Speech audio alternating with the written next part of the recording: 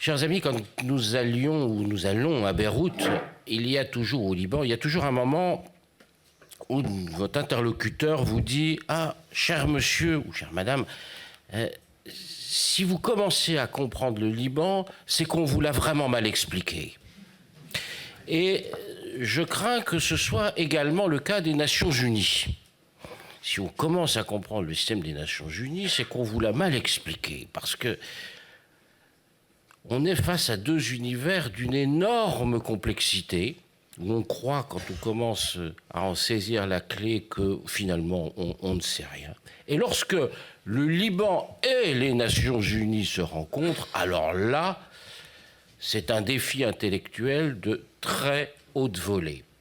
Et ce défi intellectuel, ça s'appelle la finule. Donc, le professeur Frémaux, avec beaucoup de talent, nous a recadré la situation de l'époque.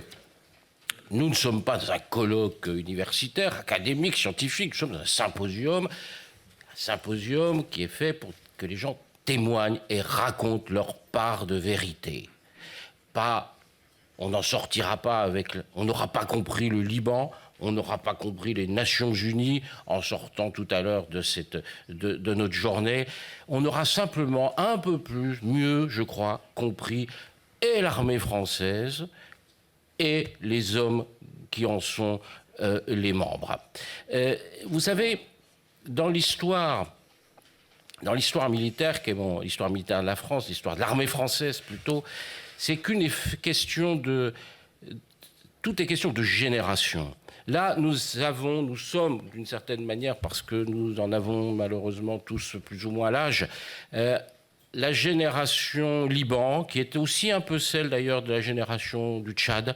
Et puis ensuite, il y a la génération des Balkans. Puis ensuite, il y a la génération de l'Afghanistan. Aujourd'hui, il y a la génération de Serval et de Barkhane.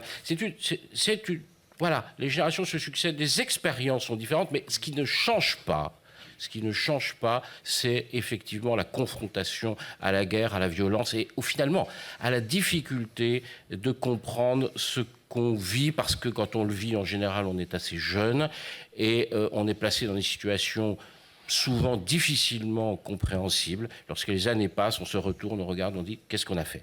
Moi, je n'ai pas participé comme militaire à ces affaires, j'en ai été un observateur, assez peu pour le Liban dans les années dont on va parler aujourd'hui, mais plus tard, un peu plus. Voilà. Donc, cette journée, c'est pour parler, pour témoigner. Nous avons un panel tout à fait impressionnant, ils vont se succéder, mais on va faire des échanges avec la salle de manière extrêmement simple, extrêmement décontractée. Voilà. Donc, je commence, je vous présente les participants de cette première table ronde qui est intitulée « Mission impossible pour la finule ». Vous avez compris qu'effectivement, le point d'interrogation qui est posé est très utile. À ma gauche, le général Salvan. Je ne vous présente pas le général Salvan. Si je le faisais, je serais vraiment très discourtois à son égard. Tout le monde ici connaît le général Salvan. Le général Michel Césaire, qui lui a une énorme expérience également du Liban. Il a consacré 7 ans de sa vie, quasiment à temps complet, soit sur place, soit à Paris, à cette affaire. Alors, j'ai mon plan de table. Le major Omer-Marie Magdeleine, qui a été très présent également, à trois reprises. C'est un rescapé de Drakkar.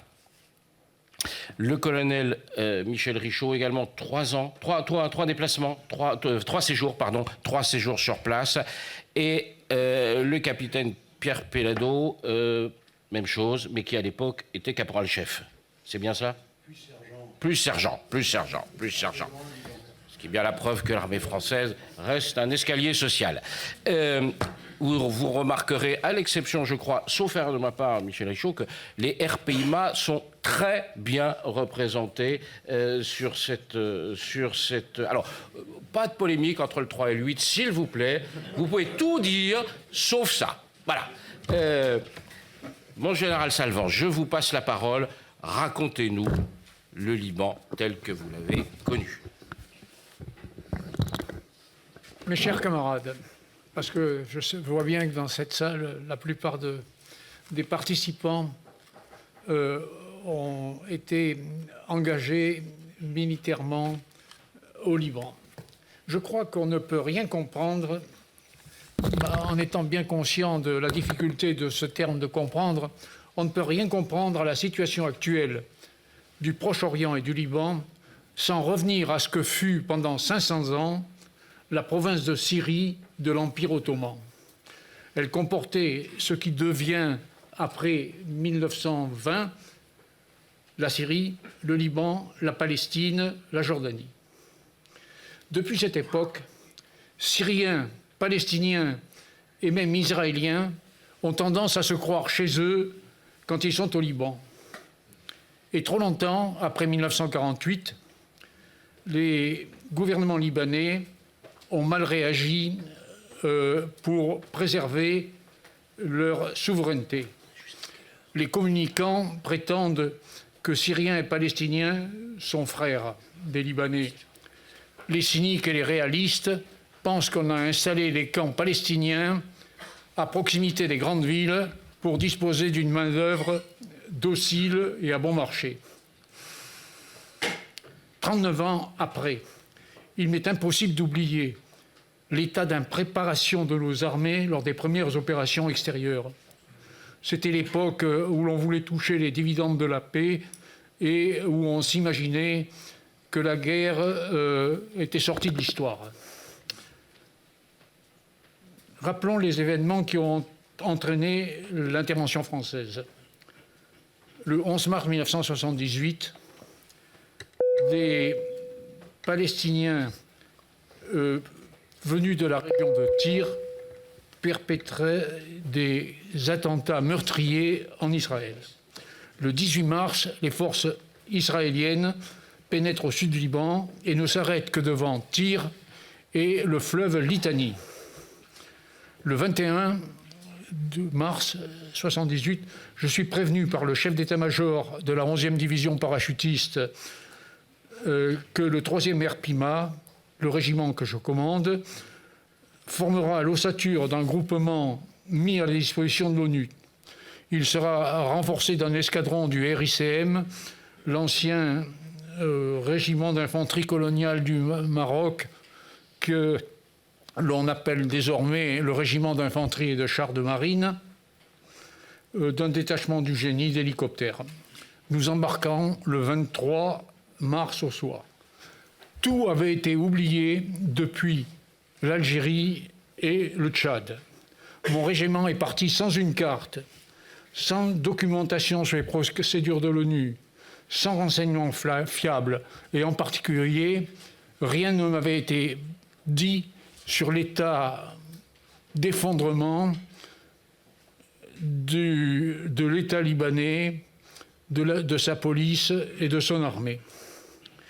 Rien n'avait été prévu pour le rapatriement des morts et des blessés.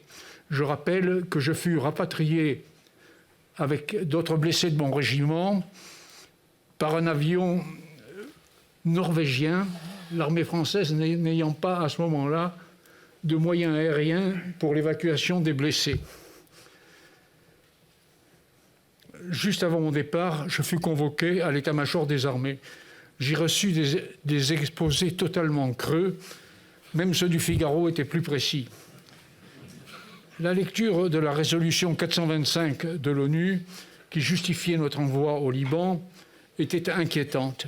Ni les Palestiniens, ni les groupes de la gauche libanaise n'étaient mentionnés. Je rappelle que cette résolution 425 prescrivait de confirmer le retrait des forces israéliennes du sud Liban, de ramener la paix et la sécurité internationale, d'aider le gouvernement libanais à restaurer son autorité au sud Liban. Quand je demande un interprète d'arabe, on me répond « tout le monde parle français au Liban », ce qui était totalement faux, mais qui confirme le décalage entre les perceptions que l'on avait à Paris et la réalité locale. J'ai téléphoné aussitôt à mon régiment pour recenser les gens qui parlaient arabe. Et c'est là que je me suis rendu compte que j'avais essentiellement des descendants d'immigrés algériens. Un simple... parler l'arabe, ça ne veut rien dire. C'est de la même façon que parler les langues romanes. L'eau en Algérie, c'est Elma. Au Liban, c'est El Mouya. Elmi au Tchad. J'ai fait acheter dans les librairies de Carcassonne tout ce qu'il y avait comme que sais-je et comme guide sur le Liban. Et immédiatement, la 11e division parachutiste m'en a prélevé une série d'exemplaires. Heureusement, j'avais des amis libanais et syriens qui m'avaient prévenu du guêpier où nous allions nous retrouver. Et en particulier du fait que Israël a comme politique de déconsidérer l'ONU. Je fus reçu par le général Méry, qui était le chef d'état-major des armées à cette époque-là. Il me demanda de lui écrire rapidement pour me donner mon sentiment sur la situation réelle du pays, ce qui prouve bien que lui-même sentait parfaitement qu'il était démuni dans ce domaine-là. Les réactions de mes subordonnés, ces propos pouvaient être résumés en 2 phrases. Arrangez-vous pour être placé près de Tyr, près de la mer, de façon à ce que je puisse vous récupérer si l'affaire tourne mal. Faites un effort vis-à-vis de la presse et de la télévision pour donner la meilleure image possible de nos armées, car c'est la première intervention depuis longtemps. Je lui rappelais quand même qu'il y avait eu le Tchad. Arrivé à Beyrouth, j'ai été accueilli par le colonel Lepayet, qui était l'attaché militaire, et par Espinassi, un camarade de promotion de Saint-Cyr, chef de la commission militaire d'armistice entre le Liban et Israël, dont le sigle en anglais est ILMAC. Tous deux me préviennent. Notre arrivée ne suscite aucun enthousiasme, ni chez les Israéliens, ni chez les Syriens, ni chez les Palestiniens, ni même chez les Libanais, dont une partie est alliée aux Palestiniens. D'emblée, il me fallut prélever sur mon régiment un détachement de liaison auprès de l'attaché militaire et un élément de transit pour l'accueil de tous ceux qui allaient arriver par voie maritime. Lepayet pensait que je devais m'installer sur le port de Tyr, où se trouve la préfecture. Arrive le général Erskine, chef de la finule. Il me prescrit de m'installer au pont de Casmillet, sur le Litani, en obtenant, je cite, l'accord de toutes les parties intéressées, sans combat et en étant gentil avec tout le monde. Quand je lui demande de quels renseignements il dispose, il me répond « l'ONU ne fait pas de renseignements ».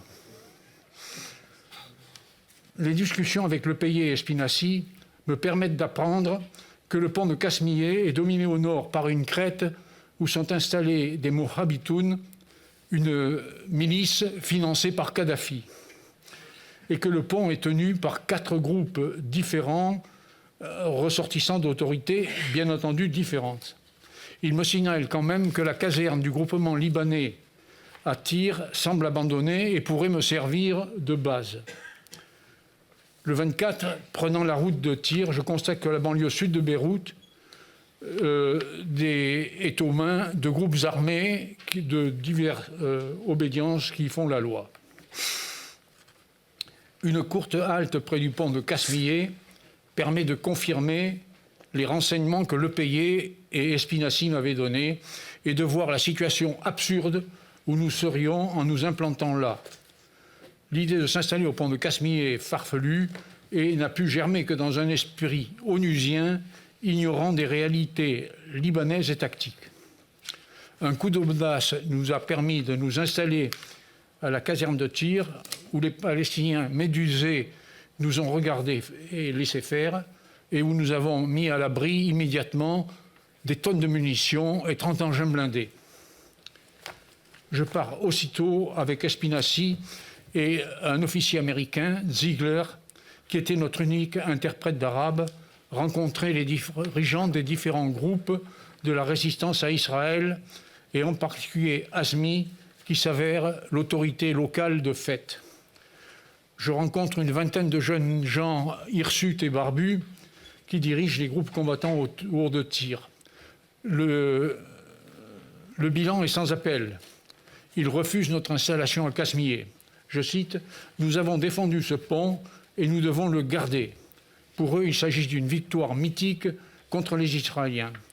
En revanche, ils ne s'opposeraient pas à ce que nous nous installions entre les positions israéliennes et les leurs. À la fin de la réunion, Espinacy, Ziegler et moi sommes bien d'accord, on ne peut pas combattre les mythes. Je passe la semaine suivante à persuader Erskine et les autorités de l'ONU de l'impossibilité de s'installer au pont de Casmier sans combat et à leur faire admettre que la seule mission possible est de s'interposer entre les Israéliens et les différents groupes palestiniens ou libanais de toutes obédiences. Je donne des ordres à mon officier de renseignement pour organiser un système de renseignement destiné à savoir au moins quels sont nos adversaires, quels sont leurs moyens, leurs tactiques, leurs objectifs, les personnalités civiles utiles. Nous parviendrons à anticiper la plupart des embûches qui nous furent tendues, à l'exception de la manifestation montée lors de la visite de M. Waldheim, secrétaire général de l'ONU. Mais d'emblée, les chrétiens et les chiites étaient de notre côté, révoltés par les exactions des Palestiniens qui se considéraient au sud en terrain conquis. Je lance dans la foulée des reconnaissances, je mets en place un système de postes pour nous interposer entre les Israéliens et leurs adversaires et bien entendu les surveiller. D'emblée, je dois prendre des risques exceptionnels pour montrer à mes subordonnés, confie depuis 1962 dans les règles et normes du temps de paix, quels sont les risques que l'on peut et que l'on doit prendre en situation opérationnelle. Le 25 avril, j'étais invité par M. Chamoun, ancien président du Liban et chef d'un important clan chrétien. Au cours du repas, il me dit « Vous prenez trop de risques, méfiez-vous, il y a beaucoup d'Israéliens, de Syriens, de Libanais et de Palestiniens prêts à vous faire la peau. » Je réponds, à la grâce de Dieu, je fais mon travail et il me revient en tête un vers d'Edmond Rostand dans Cyrano de Bergerac. Moi, je n'abdique pas l'honneur d'être une cible. Pour quel résultat? Il est évident que nous avons protégé de notre mieux la population du Sud-Liban des exactions des groupes palestiniens de toute obédience, qui, en dehors des Israéliens, ignoraient tout des conventions de Genève ou du droit de la guerre. Nous avons prouvé aux Français et à l'opinion publique internationale la qualité de nos unités professionnelles. Le Liban a rappelé à nos états-majors et à nos unités la nécessité de la vie opérationnelle. Surtout, nous avons évité l'installation de groupes israéliens qui auraient incrusté des kibboutz au sud Liban. Il faut se rappeler les revendications très anciennes d'Israël sur le sud Liban. En décembre 1919, Weizmann écrivait à Lloyd George « L'avenir économique de la Palestine dépend entièrement de l'eau nécessaire à l'irrigation et à la production d'électricité en provenance du mont Hermon, du Jourdain et du Litanie. » Ceux qui veulent les références, je peux les leur donner. Ce qui signifie que dès 1919, Israël, ou les Israéliens plutôt, envisageaient de démembrer le Liban et la Syrie. Ben Gourion, en décembre 1986, déclarait « Il y a 40 ou 50 ans, quand nous parlions du foyer national juif, il s'agissait de toute la Palestine, les frontières étant le Litanie et le désert. » Et donc là aussi, ce qui confirme la volonté israélienne de démembrer la Syrie et le Liban. J'ai probablement été trop long. Non. Merci. Non.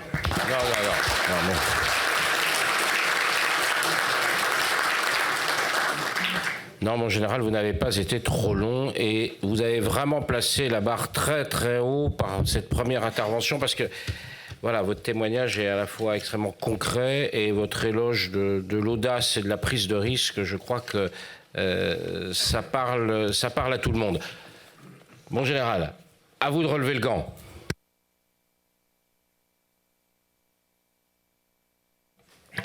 Bon, je suis le général. Vous m'entendez? Je suis le général Dessert. Bon, pendant 7 ans, j'ai suivi les événements du Liban. J'ai commandé le 420e DSL de octobre 80 à avril 81. Je suis rentré. Ensuite, j'ai commandé le 8 et avec le 8, je suis reparti au Liban en juin 83. Je suis rentré en décembre 83 et j'ai été affecté au cabinet du ministre en mars 83 où je m'occupais pendant 3 ans. Je me suis occupé pendant 3 ans et demi de l'Afrique et des problèmes africains et du Proche-Orient. Au bout de 3 ans et demi de cabinet du ministre, j'étais à la liste d'admissibilité comme officier général et je suis parti avec des étoiles en zinc comme Deputy Force Commander de la FINUL où j'ai fini mon commandement en 87. Donc j'ai couvert toute une période de 80 à 87 qui correspond pratiquement à celle qui est présentée aujourd'hui.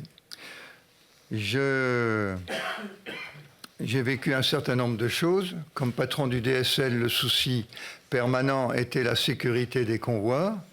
Bon, nous avons fait en sorte de ne pas avoir de problème majeur. Au French Bat, au deuxième séjour, comme commandant chef de corps du 8 et commandant de French Bat, j'ai vécu un moment chaud qui était l'invasion israélienne. Après 4 jours de mon déploiement sur la zone du côté de Borj Kalawaya.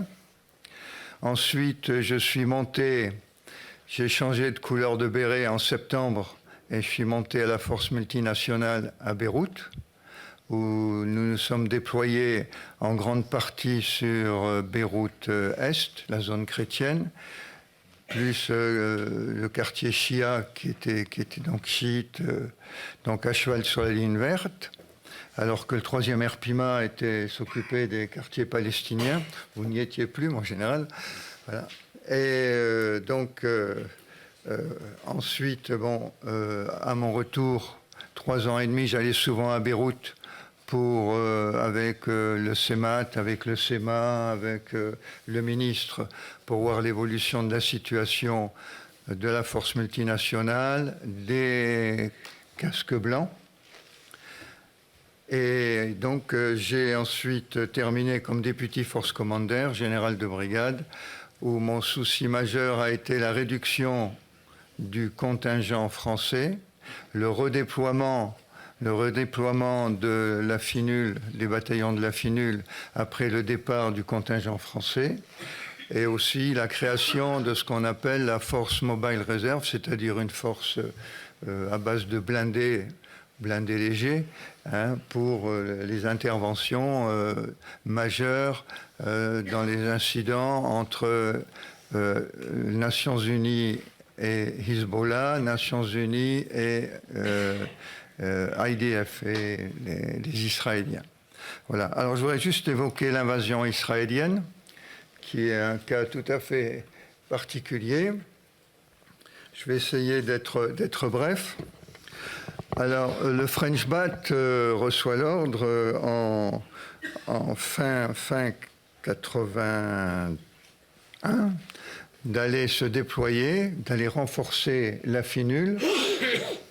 L'idée, je pense, de nos diplomates était on envoie des para-français renforcer la FINUL, moyennant quoi les Israéliens n'interviendront pas. Donc je pense que c'était l'idée de base. Bon, tout cela était une estimation de la situation tout à fait fausse, parce que quand on connaît Israël, quand on connaît les forces israéliennes et le gouvernement israélien, il n'y a pas de problème.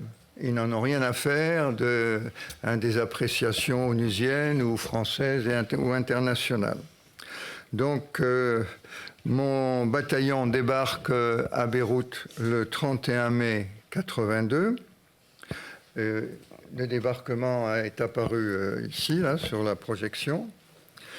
À 6-7 heures du matin et à 18 heures, nous sommes dans notre zone de déploiement. Nous relevons le bataillon nigérien, pardon. Nous relevons le bataillon nigérien. Le bataillon nigérien, actuellement, son colonel, son commandant de bataillon vient d'arriver. Il a dû être relevé. Le précédent a dû partir un peu d'une façon non prévisible. Et le nouveau ignore tout à fait de ce qui se passe au sud Liban. Donc, nous sommes dans une imbrication en nigériane et française.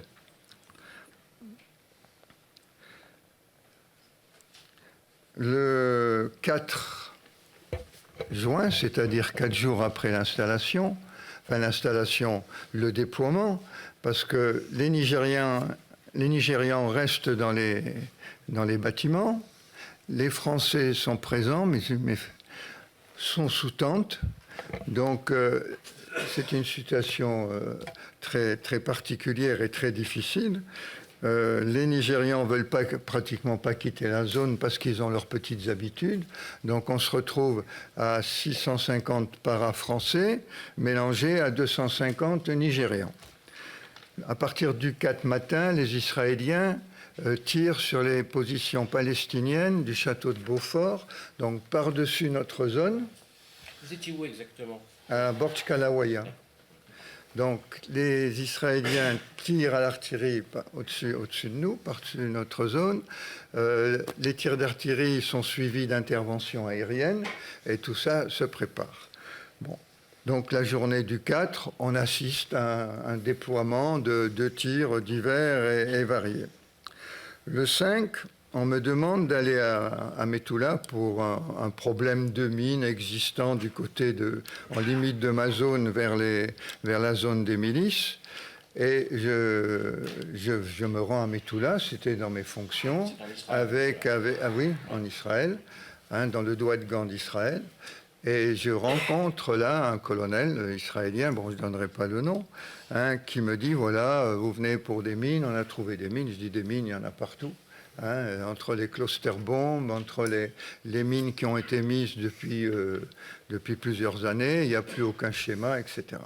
Et en fait, il me faisait venir pour m'annoncer l'invasion israélienne éventuelle, à l'époque, le 5, par Tsahal, par les forces militaires israéliennes. Et il me dit, demain matin, c'est-à-dire le 6, il y a réunion du cabinet ministériel israélien. Et donc, la décision sera prise d'entrer dans le Liban. Bon, j'ai cette information, je la passe à mon Comelef, à Nakoura, et aux Nations Unies, qui n'y croyaient pas. Parce que l'année précédente, il y avait eu un peu le même schéma. Mais je suis descendu donc le 6 matin à Nakoura pour expliquer que l'année précédente, Israël était intervenu et avait cassé les ponts sur le Litani, alors que cette fois-ci, il n'avait pas tiré sur les ponts et les ponts pouvaient être utilisables dans la mesure où ils étaient pris.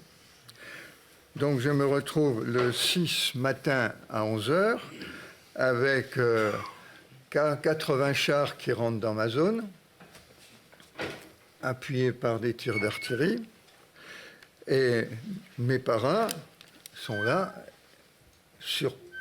surpris, mais enfin, ils avaient été prévenus, j'avais pris des dispositions, mais pas médusés, comme a écrit Alain Chalbron dans son bouquin. Donc, surpris et frustrés, et alors, à ce moment-là, j'avais pas d'obstacle pour les croisillons métalliques pour empêcher les chars de passer. J'avais limité les barrages à quelques véhicules. Et sur 2 itinéraires, j'ai 2 fois 40 chars qui rentrent dans ma zone. Mais au checkpoint qui était en place, mes paras montent sur les chars, menacent le chef de char du char de tête. Mais comme il était interdit d'ouvrir le feu, au bout d'un moment, au bout d'une ou 2 minutes de discussion, on redescend. Et donc, on a vu passer donc en l'espace de 3 jours l'équivalent de 200 chars, à peu près 300 à 400 M113, certains avec des petits drapeaux tricolores sur leur antenne. Et oui, parce que tous les gens qui avaient fait leur service militaire en Israël étaient venus en Israël pour participer à cette invasion. On avait des petits drapeaux américains, donc il y avait dans les M113 des franco-israéliens. Des franco-israéliens qui étaient présents, des américano-israéliens. Voilà donc. Et alors, donc ça c'est ce qui s'était passé. Mais après coup, le général Callaghan, qui commandait la finule, au moment, 24 heures avant l'invasion, était en vacances en Italie. Il a été rappelé. Au moment de l'invasion, il se trouvait à l'état-major israélien de Nord-Israël, qui commandait l'invasion. Le colonel français avait été à Metula. Donc, j'ai été plus ou moins... Il y avait une suspicion en ce qui me concernait d'une connivence franco-israélienne, comme il y en avait une entre le général Callaghan et Israël. Donc, je me suis retrouvé dans une situation un peu particulièrement difficile. Bon, ceci s'est bien passé parce que mes paras n'ont pas ouvert le feu pendant toute cette séquence. On a pu relever le gant après parce qu'on a de suite continué à contrôler le déplacement de la milice chrétienne et du général Haddad vers le nord, qui a été lui-même refoulé dans sa bande. Tout cela s'est passé le mieux possible parce que c'était un régiment, le 8 était un régiment professionnel, mais quand même, nous n'avons pas été médusés comme Alain Chalvron l'a écrit. Nous n'avons pas été surpris parce que j'avais eu l'information, mais je ne pensais pas à ce volume de force qui passait dans ma zone. Mais nous étions plutôt frustrés parce que nous avions débarqué le 31 mai, c'était pas pour venir voir défiler Tsahal dans la zone du sud Liban. Alors c'est une des expériences. Maintenant, je suis ouvert à des questions après au niveau du cabinet du ministre. C'est ce que j'allais vous demander. Quelles étaient les réactions alors, je vois bien la frustration de vos hommes, et la vôtre également, mais au-dessus de vous, la hiérarchie militaire et politique, qu'est-ce qu'on vous disait? Je veux dire, celle française, en franco-français, pas... Ayant commandé le 420e DSL, j'avais une connaissance du sud Liban. J'y avais passé 6 mois et j'avais circulé pas mal pour voir comment se passaient les déplacements de mon bataillon logistique. Bon. Donc je connaissais le terrain, j'avais retrouvé des interlocuteurs à mon deuxième séjour que j'avais connu au premier. Bon, les gens qui étaient à la frontière israélienne me connaissaient. Le mouvement Amal avec lequel je travaillais surtout, Amal étant un mouvement chiite dit modéré, l'Hezbollah à ce moment-là n'était pas encore, ne régnait pas sur le territoire. Et donc avec mouvement Amal, j'arrivais à résoudre les incidents. Et après, comme député force commander, je travaillais surtout avec Amal parce que les Hezbollah étaient difficiles de négocier sur le terrain avec eux. Mais avec la hiérarchie parisienne? Avec la hiérarchie parisienne. Pour la hiérarchie parisienne, j'étais mis à la disposition des Nations Unies. Donc, je rendais compte de mes incidents à la finule, et en même temps, je rendais compte, il y avait une copie qui allait à Paris. Voilà. Mais je me suis retrouvé au moment de l'invasion israélienne sans liaison radio avec ma hiérarchie française, sans liaison radio avec la hiérarchie onusienne. Et on se retrouve tout seul avec 650 paras dans ce type de situation. C'est-à-dire sans liaison radio parce que tout a été brouillé par les Israéliens. Ça a été brouillé par les Israéliens. Ensuite, je n'avais pas le téléphone parce que je venais de m'installer. Donc, ça n'avait pas suivi. Bon, faut dire, c'est un cas particulier. En général, aux Nations Unies, on met en place la logistique et après, on amène des unités sur place. Là, bon, il y avait eu des retards et des choses qui n'avaient pas tellement bien. Ce qui prouve que parfois, les Nations Unies ressemblent à l'armée française. Non, l'armée française. Oui, l'armée française, on vous envoie et la logistique n'est pas prévue. C'est ce que je veux. C'est l'inverse. Tout à fait l'inverse. Un exemple, quand je suis allé à la FMSB, donc je suis monté en septembre 82 à Beyrouth, et mes paras qui étaient venus, j'ai 2 compagnies qui étaient venues de Castres. J'étais monté avec 4 compagnies et 2 compagnies qui étaient venues de Castres pour me renforcer. Dans Beyrouth, je me suis retrouvé, l'hiver approché, les gens étaient venus un peu 3 semaines pour la force nationale de sécurité, et là, l'hiver approchait. J'ai acheté en Israël, j'ai fait venir d'Israël parce qu'il me restait une compagnie à la Finule, 1500 parkas israéliennes pour passer l'hiver. Ouais, tout à fait. Tout à fait. Bon, merci, mon général. Et je vous passe, Major. Merci. Alors, à ma droite sont 2 de mes chefs. Donc, ils vous ont expliqué ce qui se voit au niveau des chefs. Moi, je peux vous expliquer ce qui se passe au niveau du chef de section. Alors, tout a été dit dans la partie opérationnelle au niveau des généraux et disons à partir jusqu'au chef de corps, un petit peu. Alors, moi, je viens m'intercaler entre le mandat du général Salvan et vous, mon général, puisque 81, je suis désigné pour partir au Liban.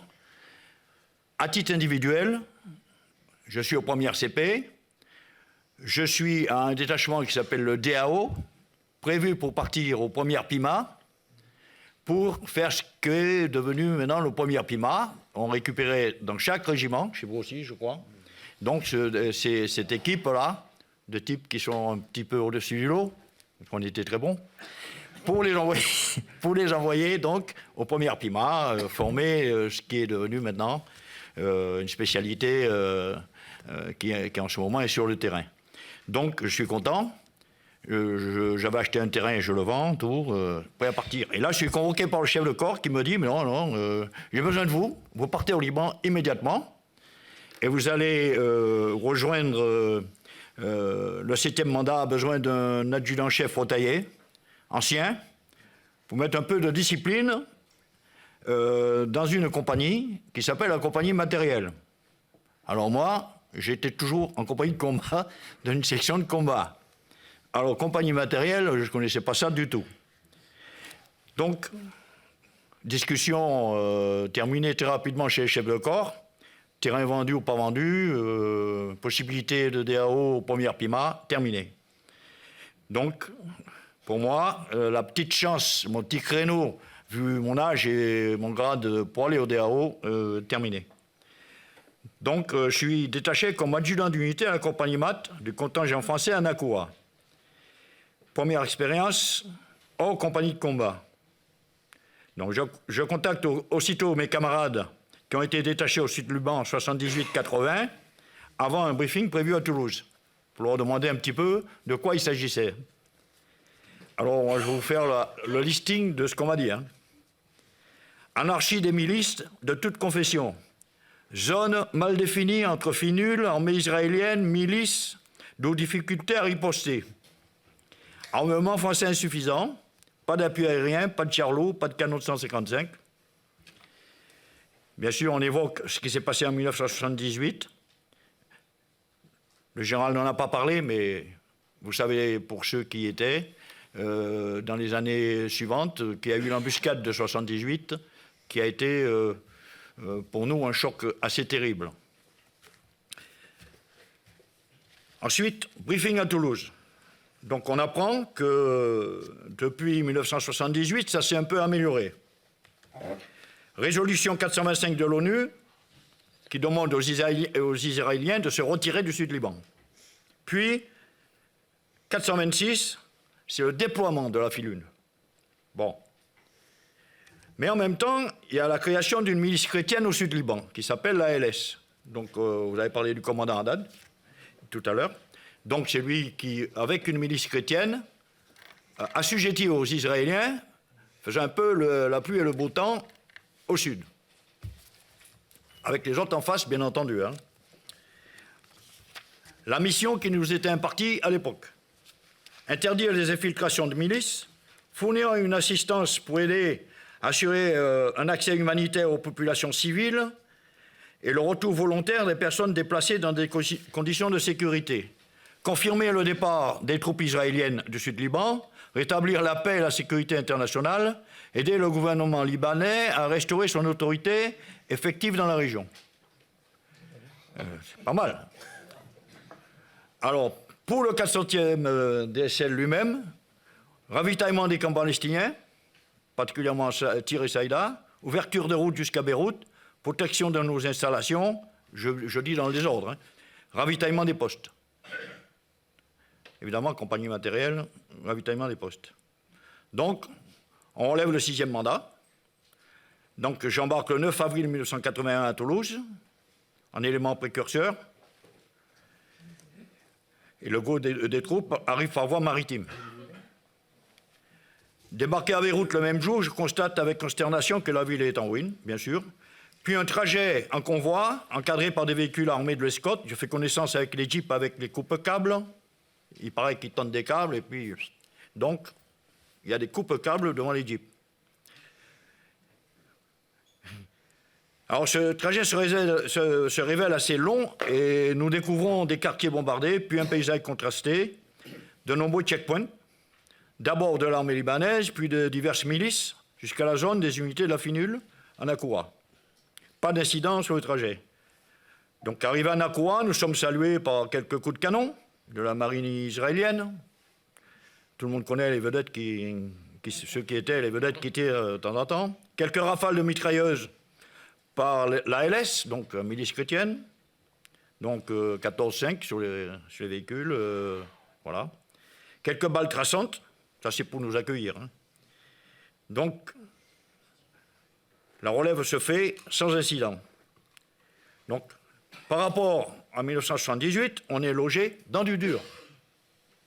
Donc déjà, c'est déjà pas mal. Des baraques préfabriquées, aménagées par des prédécesseurs, à Nakoura et en bordure de mer.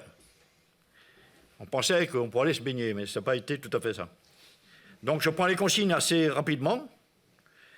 Le détachement de soutien logistique, compagnie matérielle, est composé bien sûr de mécanos, chaud et froid, d'ailleurs pour les frigos et tout ça, les ventilateurs, les choses comme ça. J'avais jamais encore vu ça.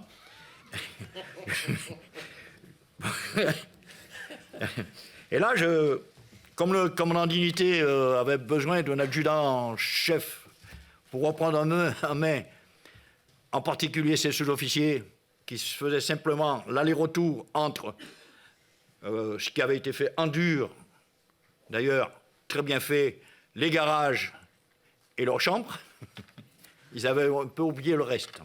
Donc, ils m'avaient pris à la bonne parce que je venais justement pour donner un coup de main. Donc, j'ai eu accès aux documents qu'ils recevaient. Alors, premièrement, je récupère la liste des postes FINUL et les nationalités composant la FINUL. Bon, je suis complètement surpris. Hein. Tour de Babel. Alors, le grand chef est le général William O'Callaghan, que vous avez connu. Localisation des contingents. Les Français sont à Nakoura, les Fidjiens, QG à Cana, Irlandais, Timnin, Népalais à Blat, je dis Blat, hein. Hôpital norvégien à Nakoura, groupe d'observateurs militaires au Liban, QG à Koura, détachement de garde de la garde à la Finule à la caserne de tir, et la police militaire à Nakoura. Plus une unité de l'armée, une petite unité de l'armée libanaise, on dit Arzin, je crois. Donc, voilà la composition, donc 81, avant que vous arriviez, je crois. Voilà. Comme j'effectuais un peu des liaisons avec le HQ, j'ai pu visiter un peu donc, tous ces postes qui sont ici ou là. Alors les meilleurs, c'était quand même les Fidjiens. Hein. Au mois de juillet, c'était une guerre. On peut dire ça comme ça, parce qu'il y a bombardement de l'armée israélienne sur le sud de Beyrouth. Destruction des ponts sur le Litani, vous en avez parlé. Largage de sous-munitions, vous en avez parlé. Alors moi, ça me gênait particulièrement, parce qu'ils ont largué les sous-munitions dans les champs de bananes et les champs de citronniers, que je fréquentais assidûment, en tant qu'antillais, je connaissais. Donc, plus possible d'aller voler les bananes et les citrons. Enfin, je dis quand je dis plus possible, parce que j'ai failli mettre le pied dedans, c'est les gars du 17e RGAP qui m'ont dit, là, pas bon. Voilà. Et donc, il y avait toujours les champs de mines dont vous parliez. Voilà. Donc, entre-temps, on a pratiquement tous les jours des tirs d'intimidation avec des mitrailleuses, 14-5 sur les Toyota, bien entendu. Et on ne savait jamais à quel moment ça pourrait être du vrai, d'intimidation à tir au but. Hein. Souvent, on croyait que, on posait la question, ordre d'ouverture du feu, avec nos armes individuelles, dernier modèle, pistolet mitrailleur, MAS 49-56, AA-52. En face, il avait 14-5, Kalachnikov et compagnie. Bon. Au milieu du dispositif Finul, il y avait cette enclave des milices chrétiennes, ALS, les milices du mouvement national libanais, MNL, les milices palestiniennes, OLP, la confusion totale. En plus, l'armée israélienne avait gardé une zone du côté d'Omar Jayoun, bien sûr, que nous devions éviter à tout prix. D'après les consignes, il y avait des portions minées, vous en avez parlé, en plus de celles le long de la frontière israélienne. Alors, il fallait faire des... Bon. Bien sûr, dans cette zone, il y avait aussi un emplacement palestinien, dont vous avez parlé, un vieux fort réputé imprenable, le château Beaufort, qui est au milieu du dispositif. Hein. Voilà. Voilà ce que j'ai trouvé en arrivant, en allant ici ou là. Et le 14 juillet, bien sûr, nous défilons dans l'enceinte du camp, en Akoura. Alors, les faits marquants. Élection du président Mitterrand en 81. On va me dire pourquoi vous me parlez de ça. Parce qu'il décide une aide militaire à l'armée libanaise. Mais en même temps, une aide militaire à l'Irak. Bon, ça finit par le décès de l'ambassadeur au Liban, M. Delamare. Hein. Le 17 juillet, bombardement de Beyrouth par l'armée israélienne, afin d'atteindre l'OLP, dont a parlé le général tout à l'heure, de Yasser Arafat. 200 morts, 600 blessés. Les ponts sont détruits encore sur le Litani. À Zalé, place forte des milices chrétiennes, ils sont assiégés par l'armée syrienne. Et les Israéliens en profitent pour détruire des hélicoptères syriens, ce qui présage rien de bon.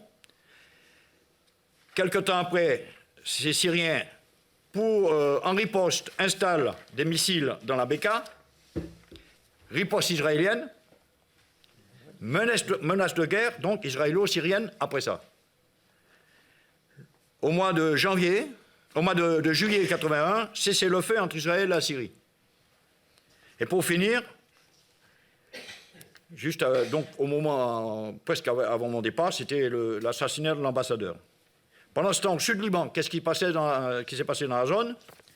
3 prisonniers fidjiens sont pris en otage. 2 sont assassinés, l'officier a réussi à fuir. Encore des blessés chez les Fidjiens. Attaques répétées des postes, délibérément. Les Ghanéens et les Norvégiens sont blessés lors d'attaques de postes. Le chef d'état-major de la FINUL tombe dans une embuscade, il est blessé, ainsi que son chauffeur. Et pendant ce temps-là... Major, qui prenait en otage et qui leur tirait dessus? Alors, des milices, ça peut être les milices, parce qu'en fait, ils reçoivent des tirs. Ça peut être les Moabitounes, ça peut être les autres. Donc, moi, à mon niveau, je ne pouvais pas le savoir. Donc, quand je rencontrais des Fidjiens, parce qu'ils venaient chercher des pièces, des choses chez nous, ils me racontaient, tiens, on a eu des blessés. En fait, moi, je fais la liste, là, et mes chefs peuvent dire ce qui s'est passé réellement au-dessus. Hein. Voilà. Donc, en plus, pendant ce temps-là, nous, à Nakura, on a organisé des sessions de bac. Donc, les Libanais qui parlaient français ont passé le bac. Voilà. Et on a envoyé du monde à Beyrouth pour passer le bac. Voilà.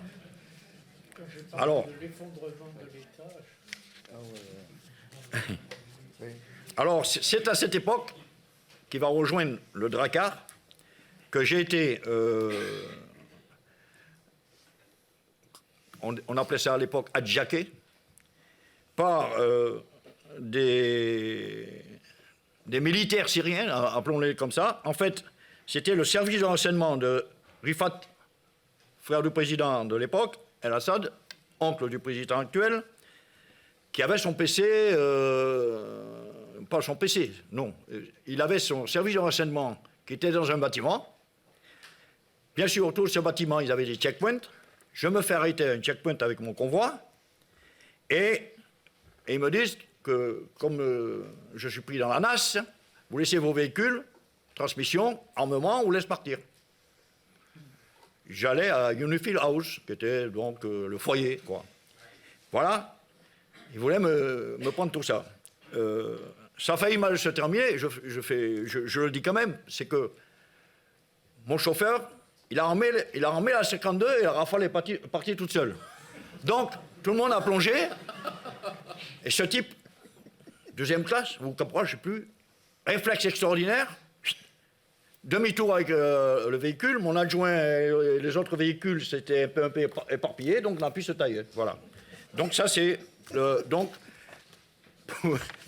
pour ce qui s'est passé en 1981 au niveau du chef de section que j'étais à la compagnie matérielle. Donc on peut parler un peu de 1982. Je repars en 1982, le 5 avril à Toulouse. Et le briefing est le suivant. La France soutient l'armée libanaise par des stages de cadre, des chars AMX et des VAB. Les chrétiens, il y a la guerre entre les chrétiens à Zalé.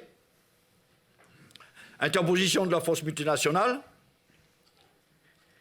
Et grâce à la diplomatie américaine, l'armée syrienne est retirée et installe des missiles américains. Suite encore à des raids de l'armée israélienne. Donc le 24 juillet, il y a un cessez-le-feu. Ensuite, la milice Hamal, qui est devenue maintenant Hezbollah, puisqu'il n'y avait pas encore de Hezbollah, hein, pour partie, hein, et fait un coup de force à Beyrouth. Et s'empare de la partie toute la partie ouest de la ville, où sont maintenant Hezbollah. Major, est-ce que je peux vous demander d'accélérer un tout petit peu votre témoignage, parce qu'il y en a encore deux autres après vous, et l'heure tourne, donc... voilà, si je vais parler un peu de la mission. Oui, mais si vous voulez surtout nous parler de l'année suivante, avec Drakkar et... Voilà. Oui, alors oui, parce que 82, il y a l'attaque israélienne. Alors, je vais en parler, là, vivement, vu par moi. Allez-y, mais je vous demande que le général était en haut, moi j'étais en bas. Voilà. Voilà. Je ne voudrais pas priver les deux derniers. D'accord. Et la salle après. D'accord.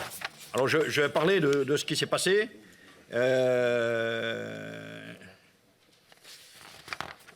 Au moment où il y a l'attaque israélienne. Parce que moi, entre-temps, donc je n'ai pas le temps de le dire, j'ai été détaché à l'ambassade.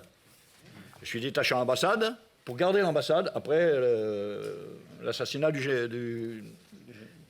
de M. Delamare.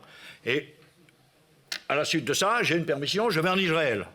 Et je rencontre sur la route, au milieu du dispositif israélien qui était déjà en place, je vois quelqu'un qui me semblait que je connaissais. En fait, vous en avez parlé tout à l'heure, mais moi je peux vous dire que c'est un colonel, et il commandait la 4e brigade parachutiste. Donc tout le monde avait dit les Israéliens ne vont pas attaquer. Tout le monde y croyait, sauf que je vois une brigade. Donc il y a une brigade parachutiste dans le coin, donc je savais déjà qu'il préparait une attaque sérieuse. Alors, je vais en venir juste au moment où nous sommes à Nakoa. 6h30, on entend, moi j'entends, non, même pas, 5h30, je suis en train de voir comment la compagnie se réveille, puisque j'étais adjudant d'unité, puisque je sortais des choses, je suis adjudant d'unité, j'entends un bruit qui me semble être des bruits de chenilles. J'ai dit, voilà, à la frontière de Nakoa. Je me dis, donc, il y a manœuvre. En fait, la manœuvre, 1 heure après, donc vers 6h30, c'est le déboulé des chars israéliens. Donc, surprise totale, parce que personne ne nous avait prévenu qu'il y aurait une attaque. Moi, j'avais rendu compte que j'avais vu un colonel, parachutiste, mais bon, personne n'a tenu compte. Et voilà que les chars déboulent avec toute l'armada. Donc, nous n'avons pas réussi à les arrêter, bien entendu. Les véhicules qu'on avait mis sur la route pour les bloquer, avec les chars, ils ont balancé dans la flotte, donc dans la mer ou sur les côtés. Et nous avons compté 400 chars. Chez vous, il y en avait déjà 200. Plus toute l'armada, des jeeps avec 2, 3, 4 mitrailleuses. Et bien entendu, la logistique derrière. Donc je vais arrêter là, puisque bon, j'ai les détails, mais... Alors, ce que je vous propose, effectivement, l'affaire du Drakkar, ce sera l'objet de la prochaine table ronde animée par Frédéric Pons, qui connaît magnifiquement, puisqu'il est l'auteur d'un livre sur cette affaire. Merci beaucoup, et je passe tout de suite donc la parole à votre voisin. Pardon ? Omer n'a pas eu le temps de le dire, je précise que c'est donc la 3e compagnie, première qui est à l'Agora, à la Finule. Et tous les cadres qui vont mourir au Drakkar, et on va en reparler plus tard, étaient présents. Donc voilà, c'est un point de l'époque pour bien montrer, et Omer l'a montré, la culture du 1er régiment de chasseurs parachutistes en matière d'affaires libanaises, à la fois par la présence de Homer en 80 et celle du sergent-chef Blanchot, mais aussi à ce moment-là, dans cette opération d'invasion israélienne, qui sera aussi suivie d'une opération où vous allez porter secours aux populations palestiniennes et où la plupart des cadres seront cités. Voilà. On va parler cet après-midi. Juste faire cet aparté-là. Merci beaucoup. Colonel Richaud, à vous. Voilà, j'ai donc servi 3 fois au Liban dans des unités logistiques, le 420e DSL, puis 2 fois à l'état-major de la Finule, en gestion des mouvements d'approvisionnement, qu'on appelait le MOFCON, puis de la maintenance des unités déployées dans le sud Liban. Je dois dire qu'il n'y a pas eu de problème majeur particulier d'approvisionnement de nos unités sur le terrain. Il y avait du retard, certes. Pourquoi ? Parce qu'il y avait des distances à parcourir, des marchés à passer, mais globalement, c'était satisfaisant. Alors, je n'oserais pas, derrière mes généraux et derrière le major, parler de la situation opérationnelle. Ça a été tellement bien fait que je n'ai plus rien à dire. Mais par contre, je vais vous livrer quelques réflexions de ce que j'ai pu vivre. D'abord, dans le domaine logistique, tous les approvisionnements maritimes, aériens, se faisaient par Beyrouth, dans de très très bonnes conditions commerciales.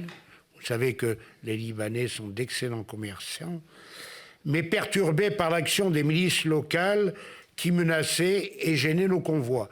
Il faut savoir que les milices locales, c'était quelquefois des jeunes de 15 ans qui dressaient des barrages et qui, avec une Kalachnikov, menacer nos personnels.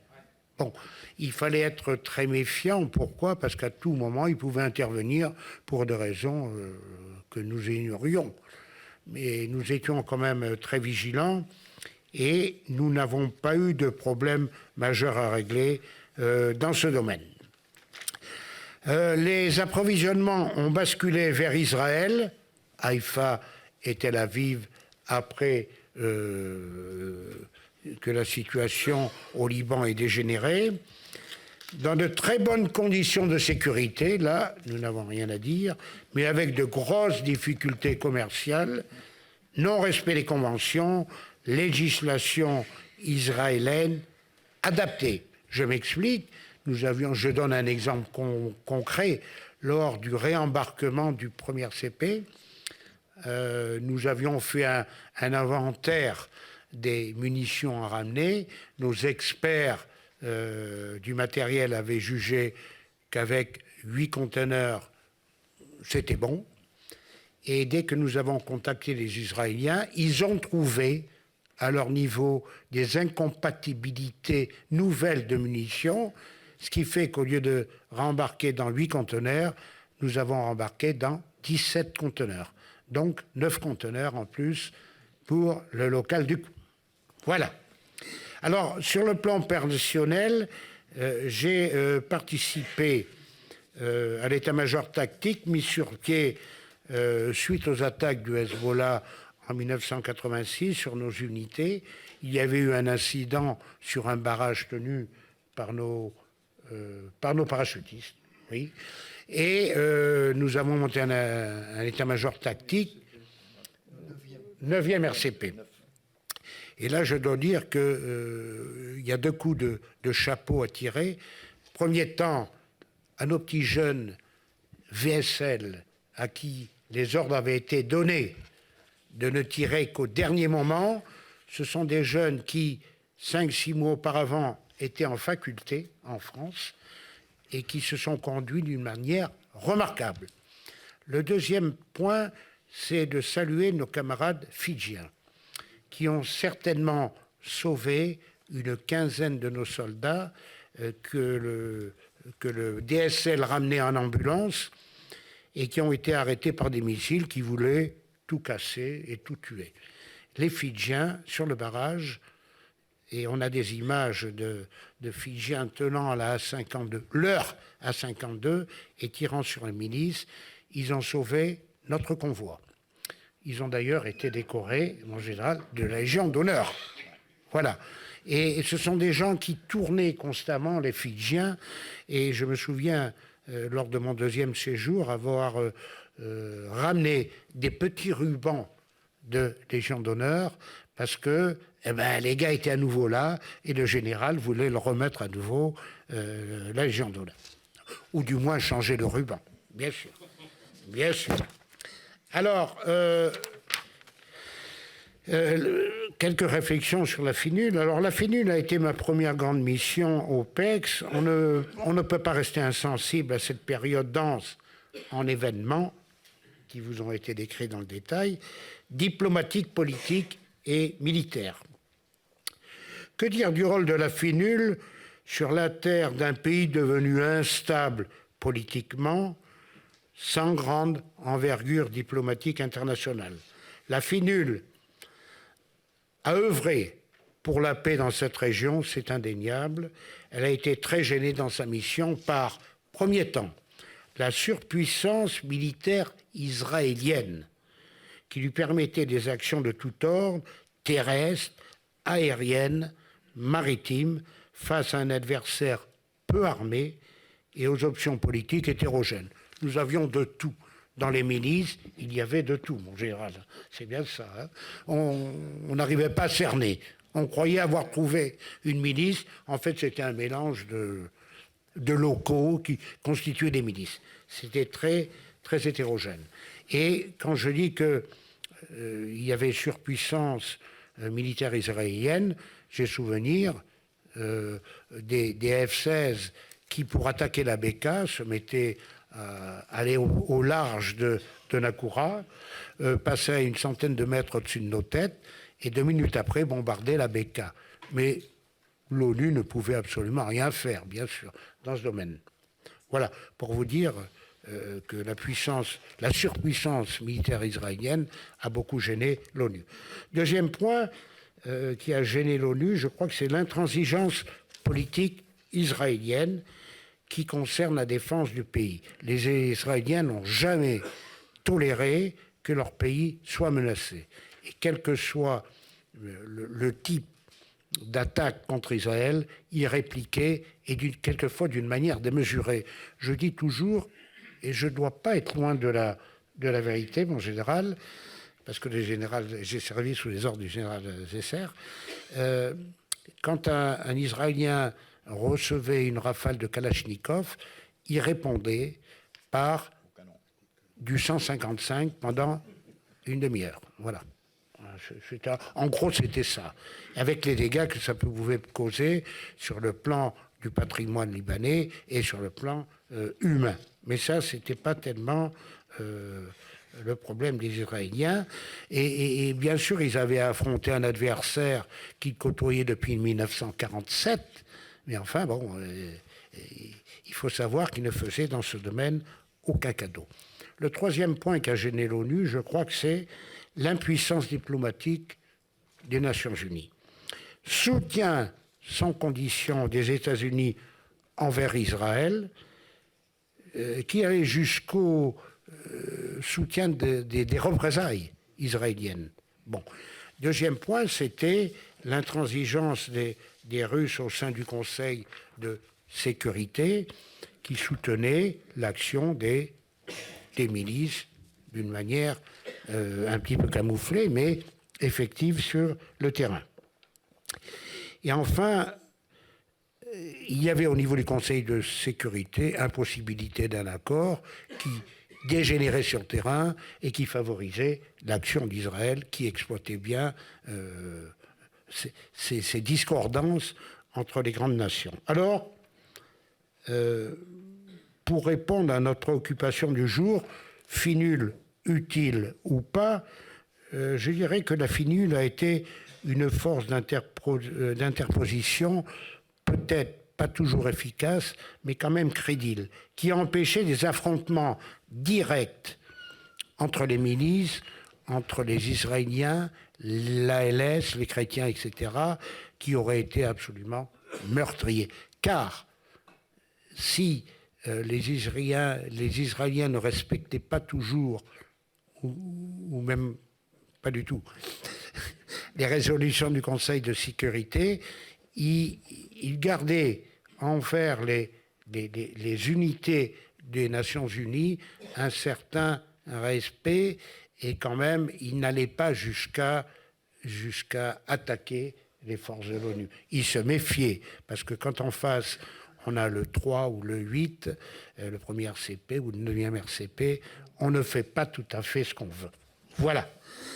Alors, deuxième point, la FINUL, je crois, a initié, j'en suis même sûr, une aide humanitaire aux populations du Sud, dans une région où il existait très, très peu d'implantations sanitaires, sociales ou médicales. Alors, troisième point, la FINUL a initié des réunions de rapprochement. Je crois que le général Zesser, à l'époque, en a présidé. Elle s'est déroulée à Nakoura, au niveau entre les belligérants. Alors, bien sûr, le résultat était un peu limité, mais enfin, ça calmait le jeu. Voilà ce que l'ONU a pu apporter, à mon avis, dans le sud Liban. Voilà quelques réflexions d'un officier heureux d'avoir effectué 3 séjours au Liban et honoré d'avoir pu vous en livrer aujourd'hui quelques brides. Merci. Merci. Merci, mon colonel. Je passe tout de suite la parole au capitaine Pierre Pellado. Nous avons un quart d'heure devant nous. Dernier carat, 11h10, on arrête. Donc, on passe à vous, mon capitaine. Le capitaine a 8 pages. Il va raccourcir le capitaine. Il va raccourcir le capitaine. Madame la directrice de l'ONAC, messieurs les généraux, mesdames, messieurs. Mon intervention portera sur la vie et les ressentis d'un caporal-chef lors du premier mandat de la FINUL sous les ordres du colonel Salvant. Donc en février 1978, le 3e RPIMA est d'alerte Guépard. Mars 78, le 8e RPIMA de Castres se prépare à prendre l'alerte. L'alerte Guépard touchant à sa fin, la section à laquelle j'appartiens, c'est une section jeune, part en permission. Pendant ce temps-là, le 3e RPIMA est désigné pour un départ immédiat au Liban. Et tous les permissionnaires reçoivent un message, un télégramme, pardon, que nous avions payé auparavant. Retour immédiat. Moins de 12 heures après réception de télégramme, j'entre dans la cour La Périne. Elle est vide, plus de parachutistes, plus de véhicules, rien. Grosse déception, ils sont partis, ils nous ont laissés. Seuls des cercles bleus sont au sol, parce que dans la précipitation, les casques ont été peints par les mécanos du régiment à même le sol. La section de l'adjudant Moschini, dans laquelle je suis chef d'équipe feu, reprend son rythme, perdu dans cette grande caserne, avec qu'une seule crainte, c'est de se retrouver sur les plages bretonnes pour nettoyer le pétrole de la Moco Cadiz. Le 29 mars, la section est désignée pour rejoindre le régiment au Liban, mais seulement la moitié de la section partira le 30 à bord d'un transal chargé de munitions. C'est les grenades à main, les roquettes anti-chars. Et cet avion est parti direction Beyrouth via Athènes. Et je suis à bord. L'autre moitié de la section rejoindra ultérieurement, mais comme nous disions à l'époque, elle est restée prisonnière du backlog à Nakoura. À Beyrouth, changement de tenue. On passe du cam au vert. Le cam est interdit en ONU. Nous n'avions qu'un treillis vert. C'est pour les conditions de vie. Et première vision de la guerre, avec la présence des casques verts sur l'aéroport, la vue sur les bâtiments détruits. Pas de temps à perdre, la colonne de véhicules part en direction de tir. Et lors de cette descente, le premier contact visuel avec les Palestiniens a lieu à Saïda, où ils nous faisaient un gentil bonjour amical. À peine notre installation terminée dans la caserne de tir, la mission commence avec le déploiement au sud de Tir, dans le secteur de la 3e compagnie. J'appartenais à la compagnie du capitaine No. Début avril, avec un tout petit détachement monté sur 2 jeeps, une mission de récupération de documents est faite dans le poste frontière de Nakoura. Ce poste est toujours occupé par les Israéliens. Premier contact physique qui s'est révélé sympathique avec les Israéliens. Et là, on revient à ce qui a été dit tout à l'heure. 2 ou 3 étaient français. Quelques jours plus tard, montée d'adrénaline lorsque le régiment se prépare à prendre d'assaut le pont de Casmillet sur le Litani. Mais l'opération est démontée. La section en totale autonomie part pour son premier poste à Einbeil, le poste 16 qui domine le Talweg d'Erkanoun.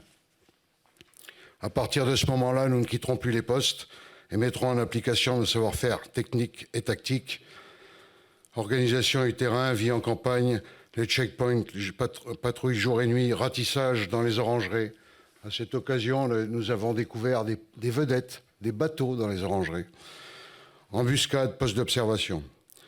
L'organisation du terrain a mis à rude épreuve les hommes et les outils individuels. La mise en place des réseaux de barbelés sur le porteur des positions était un grand moment de rigolade. Nos mains et nos avant-bras s'en souviennent encore. Les PLUS, CRPC ont été très utilisés et très insuffisants pour construire des postes de combat aux normes du génie. Une pelle de l'avant venait de temps en temps nous donner un coup de main. Les conditions de vie en campagne ont été très, très rustiques. En dehors des postes de combat, nous étions logés soit sous de tente 56, soit dans des maisons ruinées. À noter que dès que le calme revenait, mais la population reprenait position de ces maisons, il ne restait que les ruines. Les douches, laveries automatiques et cuisines de campagne n'existaient pas. L'alimentation n'a jamais été au top et pas de moyens de ravitaillement en off. Après les rations, l'ONU nous fournissait en vivres fraîches pour 3 jours, mais nous n'avions pas de chambre froide sur les postes. Aussi, le premier jour, nous mangions la viande et les laitages, et les 2 jours suivants, les légumes et les fruits. Par chance, nous étions au milieu des orangeries, et donc nous avons fait une longue cure d'oranges sous toutes ses formes. Les missions tactiques se déroulaient suivant les normes INF 202, mais adaptées à l'ONU. Ainsi, lorsqu'un poste d'observation se mettait en place, il était obligatoire de déployer un grand drapeau ONU pour signaler notre position et éviter les méprises avec les 2 autres parties. La section a changé à plusieurs fois de poste et à chaque fois l'organisation du terrain a recommencé.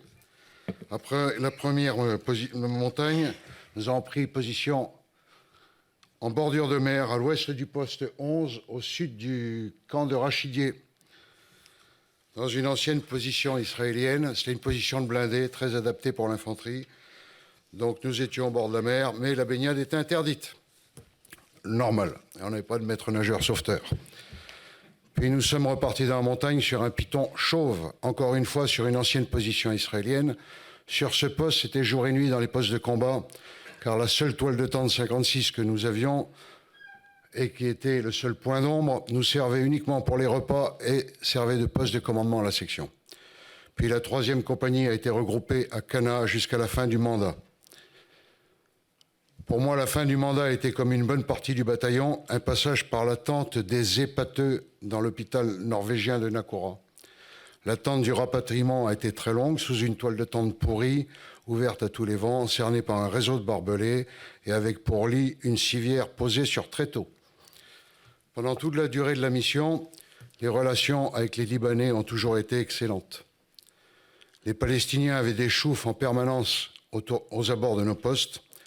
Les Israéliens étaient dans le ciel, violation très fréquente de l'espace aérien, avec compte rendu ONU, au large des côtes, à l'écoute de notre réseau radio, et j'en ai la preuve ici, il s'agit de l'enregistrement intégral du réseau radio lors du 2 mai 78.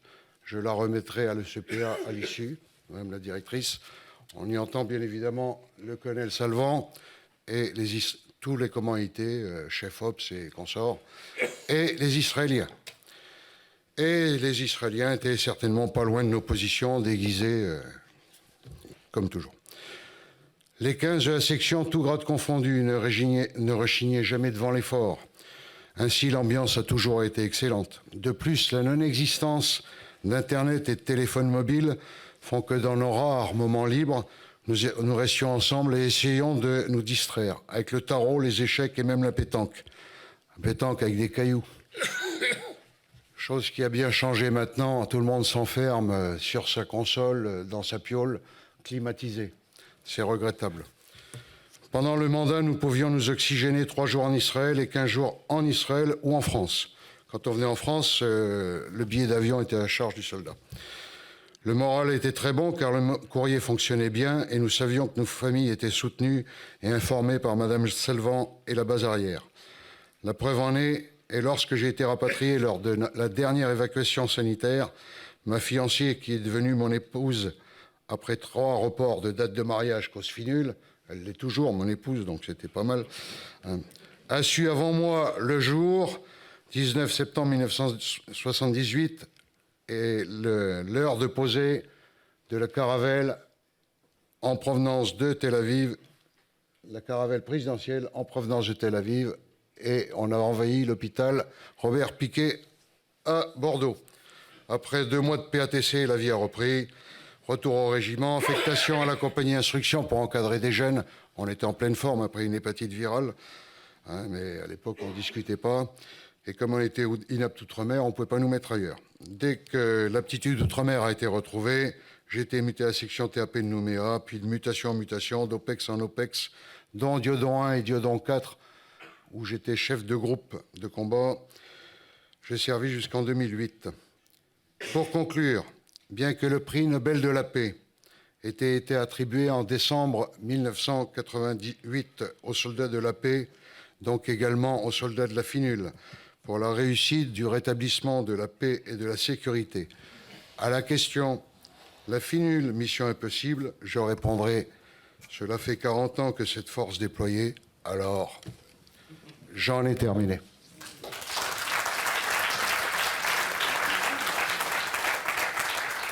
Merci beaucoup, mon capitaine. Une question, monsieur. Je me présente. J'ai fait partie de la finule 1 avec le général Salvant et la latte. Vous vous souvenez des petits hélicos. Donc, j'ai une question, c'est par rapport à la ligne bleue. J'ai pas entendu parler de la Blue Line qui est en place actuellement. Qui d'entre vous a participé le plus à la mise en place de la ligne bleue, donc la part de l'armée libanaise du Sud qui sépare l'Israël de Liban? J'ai pas entendu parler. Ça vous dit rien, qui est en place. Enfin, l'ONU publie beaucoup là-dessus et en fait une fierté. C'est-à-dire ils ont mis une zone à no man's land de. Actuellement, vous avez le Litanie au nord et vous avez la frontière internationale au sud. Et une bande où l'armée libanaise du Sud, s'était installée en 78. Et moi, je comprends que là, il y a une bande non armée qui est en place. Moi, je vois la période que j'ai vécue. En ce qui concerne l'armée libanaise, elle était imbriquée dans les bataillons internationaux. Moi, j'avais une compagnie libanaise avec moi que j'ai vite récupérée au moment de l'invasion israélienne que j'ai mise à mon PC. Moi, je vous parle d'une zone il y a beaucoup de caméras, il y a des barbelés qui séparent Israël du Sud-Liban. Oui, mais ça, c'est la frontière internationale. Voilà, la frontière internationale. C'est l'UNSO qui est dessus. Là. Voilà, donc là, c'est un phénomène actuel. Quoi.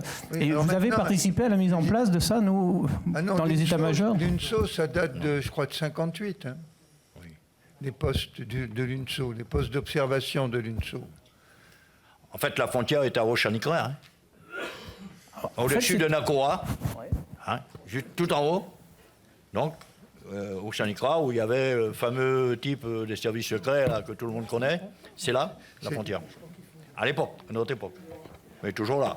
Elle est toujours là, oui. Je crois qu'il faut bien distinguer les choses. Il y a eu après 1948, une mission de surveillance de l'armistice qui a installé des postes le long de la frontière. Le sigle américain, le sigle anglais, c'est ILMAC.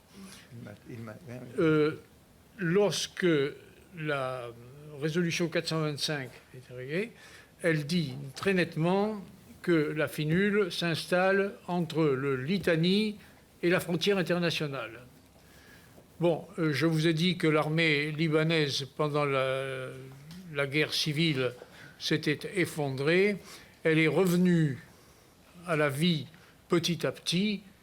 Et bon, finalement, elle a été déployée par unité, à ma connaissance, c'est-à-dire par compagnie, au sein de la finule. Mais si vous voulez, moi, je n'ai pas d'autres éléments. Peut-être, je ne sais pas si